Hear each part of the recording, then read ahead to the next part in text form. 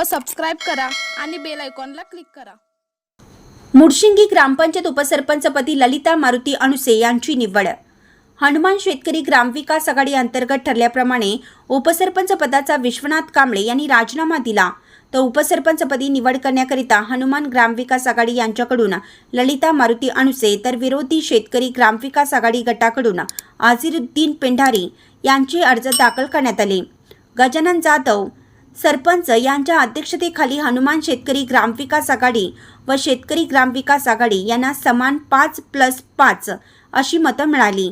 सरपंच गजानन जाधव यांना एक मताचा अधिकार जादा असल्याने उपसरपंचपदी ललिता मारुती अणुसे यांची निवड करण्यात आली। या निवडीवेळी मुडशिंगी गावचे आजी माजी सरपंच, उपसरपंच, ग्रामपंचायत सदस्य व नागरिक मोठ्या संख्येने उपस्थित होते। इंडियाचा आवाज न्यूजसाठी अजित चौगुले।